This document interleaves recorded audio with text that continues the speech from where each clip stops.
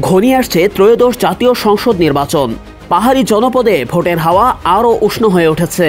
সকল রাজনৈতিক দলের মতো বাংলাদেশ জামায়াতে ইসলামীও তাদের সাংগঠনিক অবস্থানকে মজবুত করতে শুরু করেছে। পার্বত্য ৩টি আসন খাগড়াছড়ি, রাঙামাটি ও বান্দরবানে দলটি ইতোমধ্যেই ৩ জন প্রার্থীর নাম ঘোষণা করেছে। খাগড়াছড়ি আসনে জামায়াতের পক্ষ থেকে প্রার্থী হিসেবে মনোনীত হয়েছেন অ্যাডভোকেট ইয়াকুব আলী চৌধুরী। তিনি শুধু একজন রাজনীতিকই নন, বরং একজন সমাজসেবক ও সাম্প্রদায়িক সম্প্রীতির প্রতীক হিসেবেও পরিচিত। দীর্ঘদিন ধরে মানবাধিকার, ন্যায় বিচার ও সামাজিক স্থিতিশীলতার জন্য কাজ করে যাচ্ছেন তিনি। পেশায় একজন অভিজ্ঞ আইনজীবী ইয়াকুব আলী বাংলাদেশ সুপ্রিম কোর্টে দীর্ঘদিন ধরে দায়িত্ব পালন করছেন। বর্তমানে তিনি কুমিল্লা আইনজীবী সমিতির ভারপ্রাপ্ত সেক্রেটারির দায়িত্বেও রয়েছেন। রাঙামাটি ২৯৯ আসনে প্রার্থী হিসেবে নাম ঘোষণা করা হয়েছে অ্যাডভোকেট মোক্তার আহমেদের।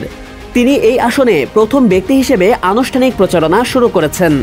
স্থানীয় পর্যায়ে তিনি বেশ পরিচিত মুখ এবং জামায়াতের সাংগঠনিক কার্যক্রমে সক্রিয় ভূমিকা পালন করে আসছেন দীর্ঘদিন ধরে। এদিকে বান্দরবান ৩০০ আসনে দলটি মনোনয়ন দিয়েছে জেলা জামায়াতের নায়েবে আমির অ্যাডভোকেট আবুল কালামকে। তিনি বর্তমানে বান্দরবান জেলা আইনজীবী সমিতির সভাপতি। পাশাপাশি তিনি জেলা পরিষদের সদস্য এবং জেলা স্বাস্থ্য বিভাগের আহ্বায়ক হিসেবেও দায়িত্ব পালন করছেন। পার্বত্য এলাকায় জামায়াতের এমন জোরালো প্রস্তুতিকে ঘিরে রাজনৈতিক অঙ্গনে তৈরি হয়েছে নানা জল্পনা কল্পনা।